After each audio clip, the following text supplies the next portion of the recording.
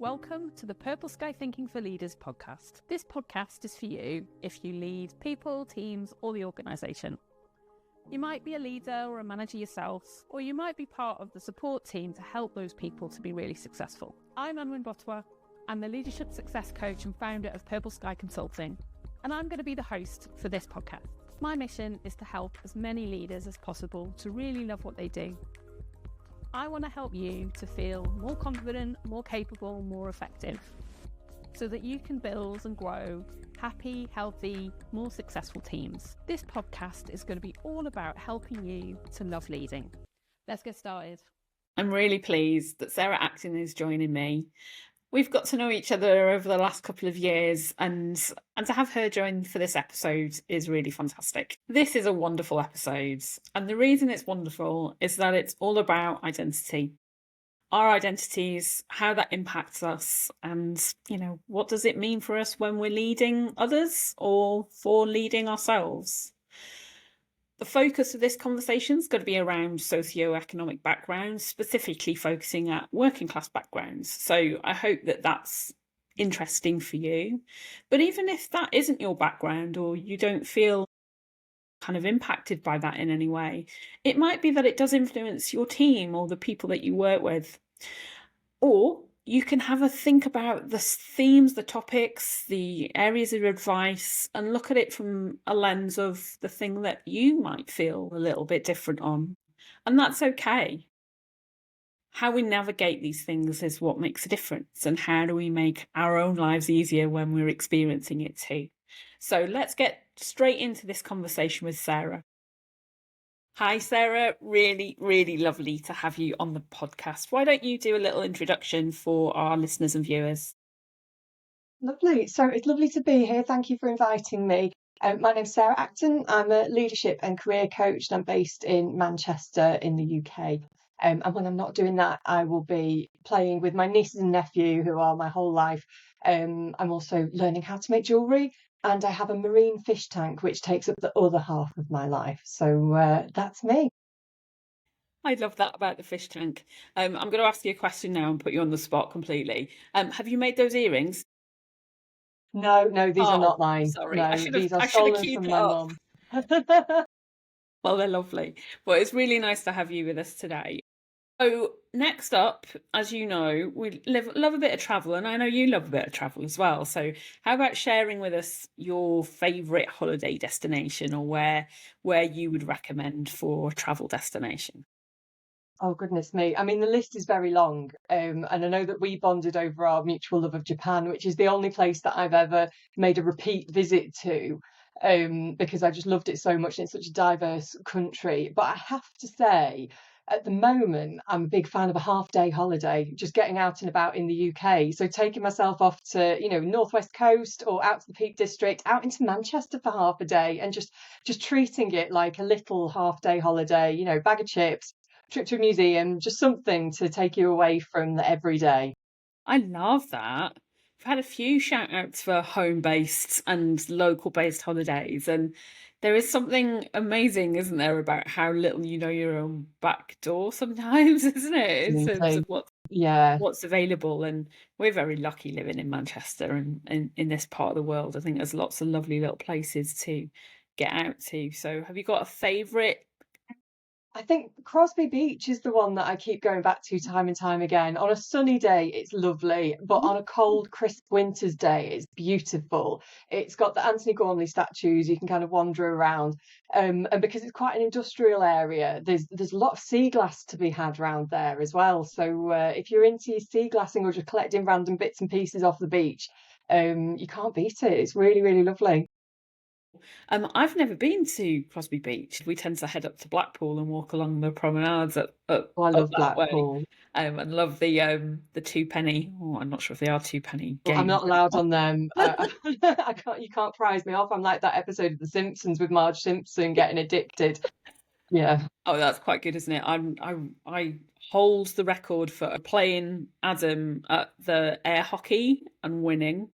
Now, I'll be honest, that's about 12 years ago now, but I will still dine off the fact because I never beat him at anything normally. So That was my one and only victory on a game, and that was I at would be the Blackpool. same. I would be the same. Yeah. It's amazing how competitive stuff like that makes you feel. Yes, and I tend to be very competitive, but always lose when it comes to playing games with my husband. So there we go.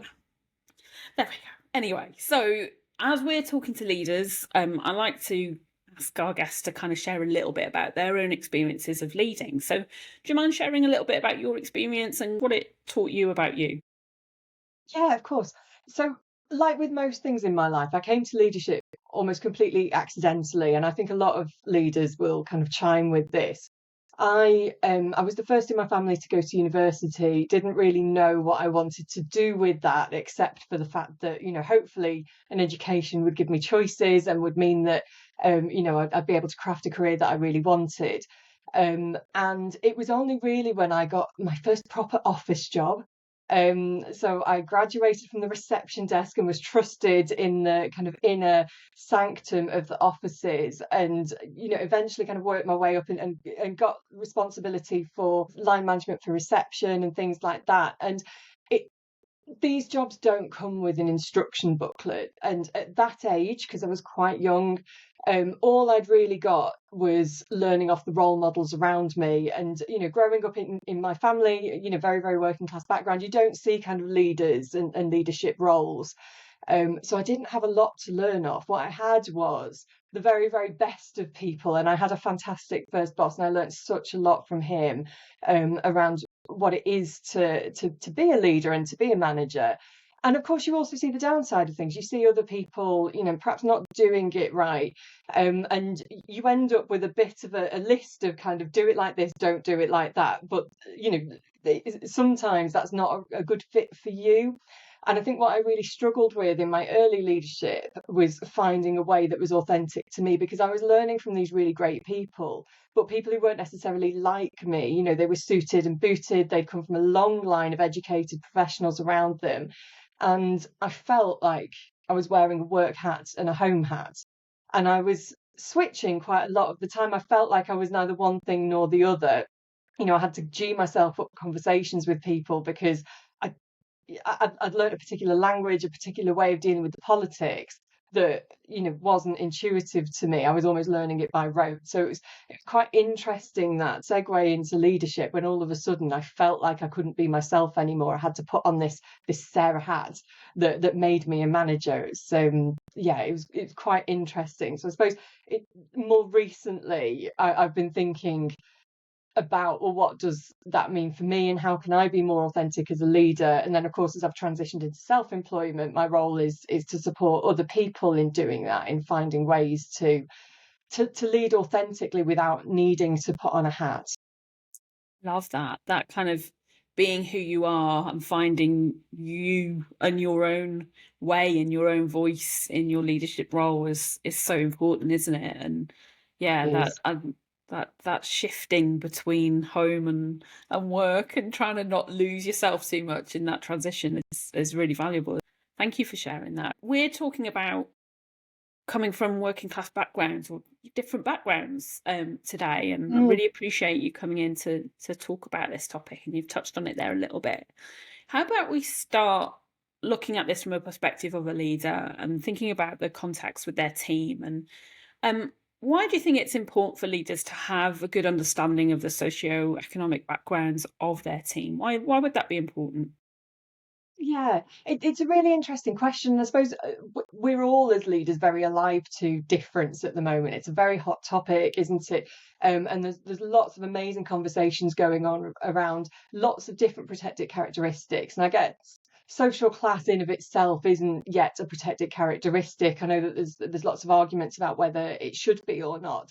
But the reason why I think it's particularly important is thinking about, if we make decisions and we're not considering social class, then are we accidentally, unintentionally making life a bit harder for people who haven't come with the same cultural capital or the same possibilities, the same connections, the same advantages that other people have. So a couple of examples that I've got, and these are live from my own career, and of course I can only talk about my perspective. I can't speak on behalf of all working class people everywhere, but I've worked in organisations who've had particular policies on requiring people to have a degree to do a certain role. And more than that, sometimes they require them to have a degree from a red brick university. Now, I can tell you, I didn't know what a red brick university was. I was working at one before I knew what that was. And it's, I guess statistically, people from low socioeconomic backgrounds are less likely to have a degree, less likely to go to red brick institutions, and just really challenging yourself on the importance of those particular barriers that we're putting in place there. I guess the other thing, people from lower socioeconomic backgrounds are more likely to have criminal records as well. And there's lots of reasons for this. And one that I'm particularly interested in is that typically, if we can use the really old-fashioned phrase of blue-collar crime, is typically more easy to detect. It's not necessarily that this stuff isn't going on all over the place. So it's not about kind of different social and moral codes. It's people are more likely to get caught. And actually, is that then a barrier to people throughout their careers? So just really challenging ourselves on, are we putting these things in place, these blanket policies, which may seem sensible, I completely get them, but are they absolutely necessary? And who are we potentially putting off applying for our jobs if we've got these barriers in place? Just gets in the way, doesn't it? And it's not helpful. And you're missing out as an organisation if you're only looking for one mould of something, aren't you? And, being wise to the difference of experiences and environments that people bring into that. I guess there's an area that could be quite tricky to have a conversation. I know you mentioned this isn't a protected characteristic in any way, but actually there is quite a lot of emphasis on the experience that different people have coming through different socioeconomic backgrounds. How would you ask leaders to think and talk to their teams about this, but to do that in a way that is about relationship building rather than it being intrusive or judgmental in any way? Yeah, it's really, really challenging, isn't it? And I guess what we're not saying is kind of go out there and do a survey of everybody's protected characteristics or their social class. That there's nothing that's going to get people's heckles up more, particularly if they can't see the reasons for it. I think really reflecting on this, I think that there's something about building those really good quality relationships with the people in our teams. And I don't know if this is your perspective, but for me, there's been lots of advantages to the shift to home working, remote working, hybrid working. But I think something that we're at risk of losing is that ability to just have chit chat. Yeah. We have kind of back-to-back meetings and they are so efficient. People turn up 2 minutes late and they're apologizing, whereas if you're in an office, the first 5 minutes of any meeting is waiting for everybody to straddle in with their brews and just having a bit of a chit chat around little things like, how was your journey, I love that dress you're wearing, all that kind of stuff. And these are the segues into deeper and more meaningful conversations. So I think that there's something about don't underestimate the power of just having space for general chat within the team. And then I suppose the other thing for me is not overlooking the importance of a bit of self-disclosure as well, wherever you feel comfortable. And it's not about putting yourself out there of things that don't make you feel comfortable, but if you as a leader were the first person in your family to university, that's a lovely nugget for people in your team to take away, to be aware of. Regardless of their background, it means that they can signpost you as a potential source of information. Somebody's just a bit sympathetic to the situation. And even if you come from a long line of leaders who are highly educated, you've got a particular advantage there, and you can show people the way. But you might have a bit of self-disclosure there around perhaps you didn't always see yourself in a leadership position. Most of us find ourselves in leadership positions not wanting to have been a manager when we were 5 years old, but wanting to be a technician, an engineer, a hairdresser, and find ourselves with people management responsibility. I think it is okay for us to say, blimey, this is not what I thought I'd be doing at this age, and just those little bits of self-disclosure just carve out the way for people to talk about what they're struggling with, and that, that can then help you to have a meaningful conversation about if there are barriers, challenges, skills gaps, knowledge gaps, confidence gaps, how can we start to address those? Yeah, I love that part around disclosure and sharing about where we are. That curiosity is so important in relationship building across the board, isn't it? And I think, especially when it's an area you're not familiar with, it's okay to go, I don't know what that was like. That wasn't my experience, tell me more. But I just find that so interesting in terms of showing interest doesn't take much, but you've got to create the opportunity to do that and give it the space that it needs to get to know each other. And then you can be aware of maybe things that might get in their way. So what do you think the things that are key to being aware of? And we're going to focus here on that working class background, because obviously you've generously shared with us that that's something that is of close to your heart and important to you. So what are the things that you think leaders and teams should be aware of? Yeah, I think this might not be unique to coming from a working class background, but I think when you can't see leaders who are like you, who look like you and sound like you and have got backgrounds like you, it can be hard to visualize yourself in those roles. And then when you get there, it can feel hard to feel welcome. And sometimes that's, my complete personal experience. Sometimes that's me putting those barriers up for myself. If I'm not good enough to be here, they're going to find me out. That classic imposter phenomenon stuff that we're so well versed in these days. But just being really aware of the fact that you might be looking on this individual as an absolute shining light, a breath of fresh air, but they might be sat there thinking, oh my God, when am I going to get rid of this Stoke accent? Because that was definitely a big part of the first half of my career. And now I've been in Manchester for 20 years. I've got a lovely Stoke Manchester hybrid accent going on. And I have at times felt the need to hide it, to conceal it. I've felt the need to hide where I shop for my clothes, hide where I grew up, and it's just, I looking back now, I realise that so much of that was brought on myself, but it was also that perhaps people weren't stepping forward and making me feel welcome as well. It's that meet me in the middle, isn't it? I'm going to try and make myself feel welcome around here, but I need you to meet me in the middle and recognise that actually this is maybe a little bit harder for me than perhaps other folk around the table who've just been brought up in these environments and know the lingo, know the politics, know how things are done around here. If you're not grown up observing that around the dinner table when you're growing up and having those chats at home, then you're not kind of learning it by osmosis. So I think that's definitely one thing, is just recognizing that people might be feeling perhaps a bit out of their depth.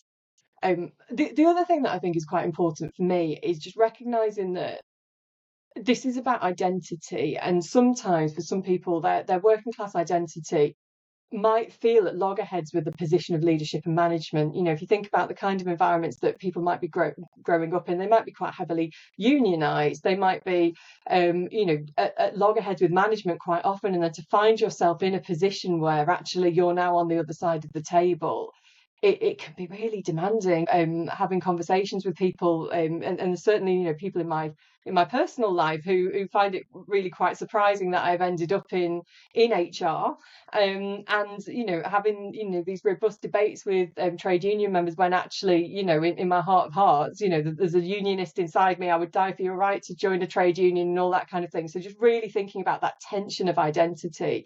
And how challenging that can be as well, when perhaps you don't always have everybody rooting for you and your career. They might be rooting for you as an individual, they might not be rooting for you to follow this particular career pathway.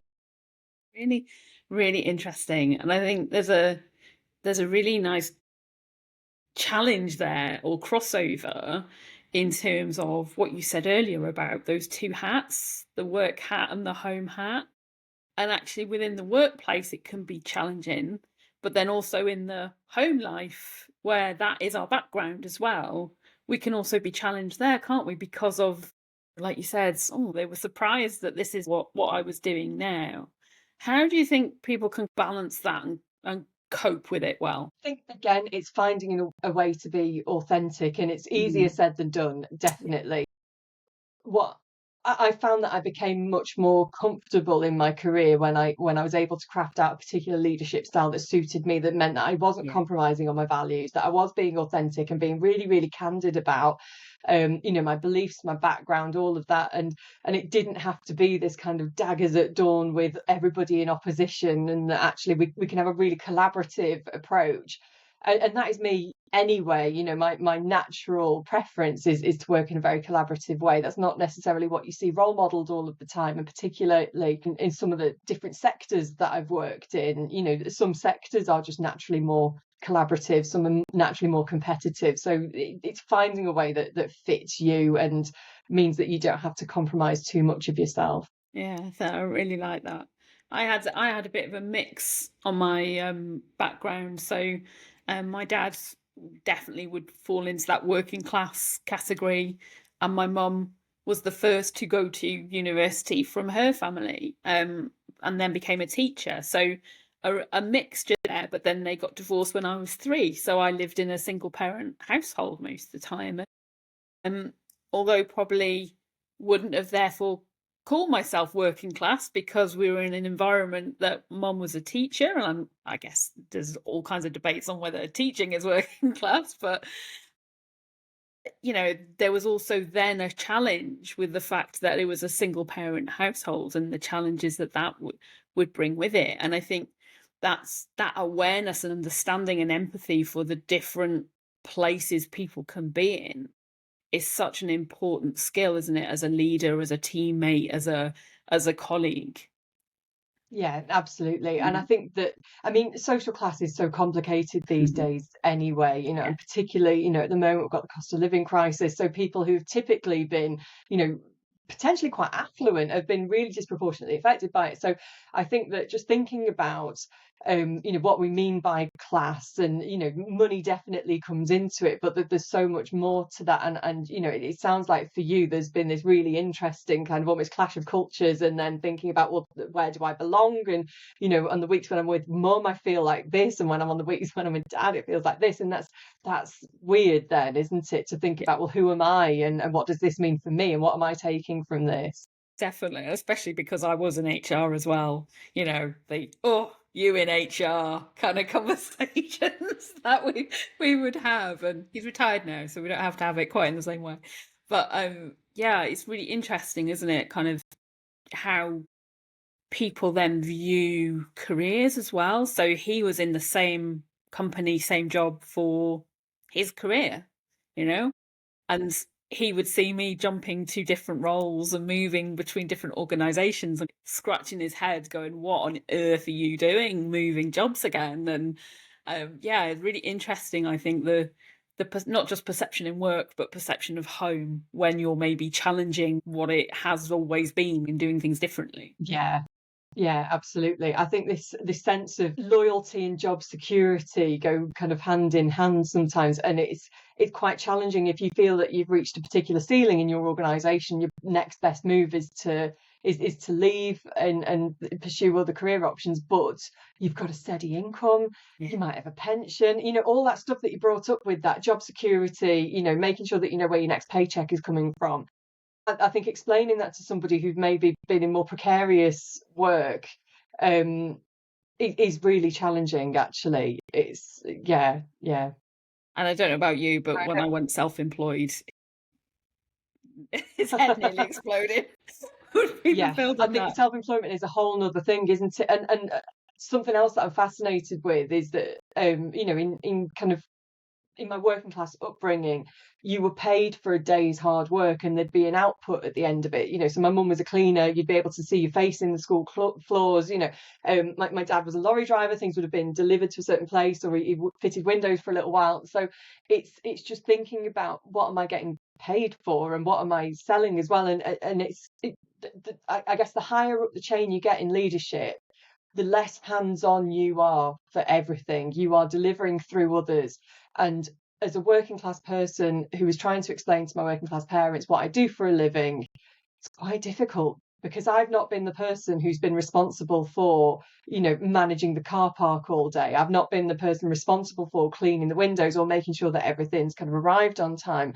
I'm responsible for making sure other people are doing some of those things, and that it's hard to articulate, but again, it's part of your identity. You're also looking back on your own outputs and thinking, how do I know if I've done a good job?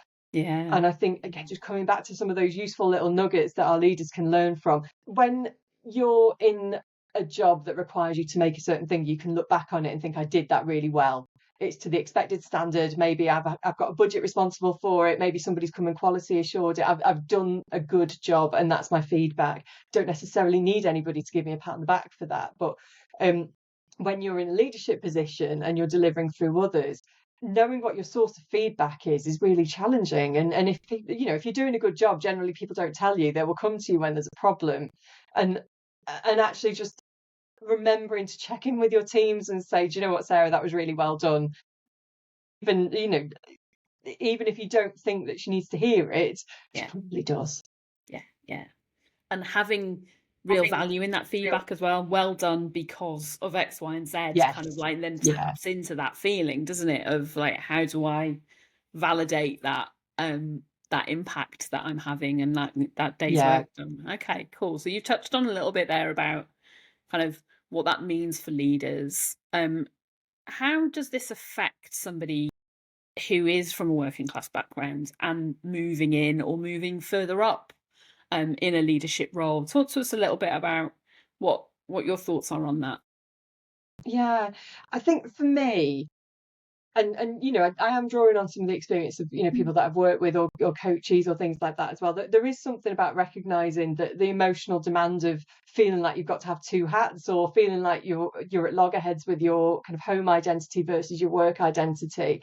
And then more than that, just thinking about the emotional toll it takes to prove to yourself and to other people that you need to be there. In some circumstances, people might feel that they've taken a punt on you, and you will feel like you've got to make the extra effort. In many cases, you've got the job fair and square. It's just that you feel like a bit of an imposter being there. So you've got to kind of just give yourself that time to bed in and really adjust to it. And I think as people become socially mobile, and there's some really interesting kind of bits and pieces in the media around this. I know that Jason Manford has done a brilliant comedy tour called Muddle Class, where he talks about his own transition from kind of being quite a working class background to, being, really quite affluent now, he's a very successful comedian. But just thinking about that connection to where I've come from, and, how I make sure that I keep that whilst also transitioning to potentially a new identity. It's quite interesting thinking about how people navigate that. And no, there's no one size fits all. For some people, they will want to embrace the full kind of the full remit of middle class life, and that's brilliant for them. For other people, there will be this tension between well, I've got this this amazing richness of cultural heritage behind me, and I don't want to lose sight of that, but I also need to recognize now that actually that there are elements of my life and my professional life that no longer fit that mold. So just being I suppose a bit intentional about that, and just recognizing that it's okay to feel like that. And then for people who might be supporting people in leadership positions, I think just remembering the importance of sponsorship, and the word sponsorship comes up a lot. I think that mentors are brilliant. Mentors give you lots of advice and help and encouragement, and that's fantastic. But it's the people who are rooting for you in the rooms when you're not there that I think is so important. And that could be at an individual level, talking about particular people, or it could be when you're thinking about organisational approaches, like we were talking about with recruitment practices, changes to pay policies. I remember there was one particular situation I was in where we wanted to stop doing salary advances in an organisation because it was very demanding. It was very labour intensive. There was a risk that we wouldn't recoup the money if people didn't turn up on their first day, all that kind of thing. But there was a big bit of me that was thinking, well, hang on, we recruit a lot of apprentices, for example. We're asking people to turn up here dressed a certain way to pay for their travel to get here in the first place. And we can't make assumptions that people have got family members who can sub them 20 quid for a few weeks. That's, you know, it's not fair. So just, again, sponsorship can be about the individual, but it can also just be about recognizing the barriers that are put there by the organization, and completely unintentionally, but what can we do to reduce those? Yeah, I think that's such an interesting way of considering the challenges people can face, and how do organizations think of it big picture in terms of that? Because you're right, you know, you have to rock up and work sometimes a full month or part way through the month before you get paid and things like that. And actually, there can be all kinds of things that are contributing to whether you're able to show up on time, not the fact that you don't want to. And that's really interesting, isn't it, in terms of kind of being mindful of that. What are your thoughts in terms of how people can really support themselves to shift then into that space that actually is about who they now are, rather than feeling maybe guilty about letting go of stuff or feeling uncomfortable about the stuff that they're accepting? What are your thoughts on in terms of how people can go about addressing that? Yeah, it's a transition, isn't it? So I think there's something about recognizing what you're saying hello to, what you're saying goodbye to, and making peace with that in some way. And if there are elements of it that you feel like you're saying hello to something that is in some way compromising your values, or making you feel uncomfortable, just really digging into, well, how much of that is an expectation of the role? How much of it is the way in which I'm starting to approach it? And is there a different way that I could be approaching it that does feel more comfortable to me? And if not, then between these four walls, it might not be the right job for you. But we'll keep that quiet. But, you know, the values fit is so important. Regardless of where you're at in your career, I think that if you're doing things that don't feel like a good fit to your values, it can be so demanding. It can take such an emotional toll on your well-being, on every aspect of your life. So just really thinking carefully about, you know, the extent to which you'll kind of pursue that line. So that's the kind of, what am I saying hello to? And then I suppose, what am I saying goodbye to? It doesn't need to be a permanent goodbye. It doesn't need to be a goodbye at all. You know, you might feel like, and certainly I felt like in the start of my career, I needed to turn up in my little grey suit and my high heels and, you know, make it look like I knew what I was doing. And I know now that that's really inauthentic for me. I didn't wear any of that stuff as a teenager. I don't wear any of that stuff now. Why I thought in my 20s a grey suit and heels was going to make me feel better about myself, I really don't know. So just taking a little backtrack and thinking about, you know, is there a way that I can do this that does feel a little bit more authentic to me? I think sometimes we look at other people and assume that they know what they're doing, and that is such a mistake. You know, we look at them and think, right, I'm going to be more like them because they seem to have it all sorted. And then you speak to them over coffee a year after you've left, and all of a sudden it all comes flooding out of like how much they felt out of their depth, how much they thought you were doing a really good job. So just having a little bit of faith and confidence that you've been put into this role for a reason. Other people are backing you. They might not be doing it explicitly and out loud, probably because they think you're doing a really good job and they don't think that you need that confidence boost. Yeah. So taking that as some comfort and drawing on whatever sources and allies that you can. You know, we all need those people in our lives who will give us a bit of a confidence boost. We all need people who give us a bit of a fair challenge as well, actually. You know, the people who will tell us to book our ideas, oh, come on, Sarah, you've got this.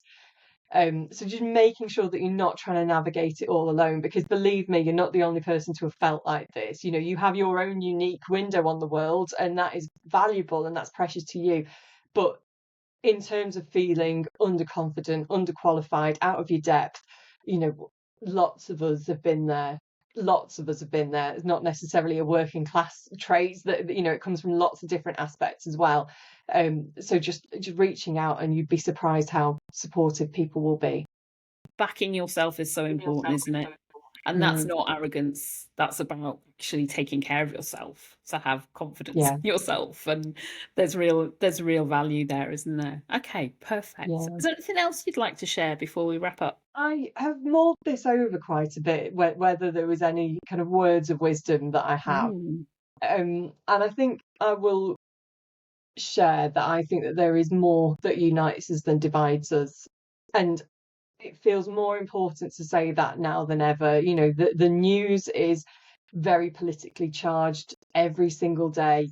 Workplaces feel very charged every single day. But I think if we just remember that we are all human and we are all trying to do the best that we can with the resources that we've got, and approach it with a sense of curiosity and how can I help, and who can help me, I think that the world of work at the very least would be a much happier place.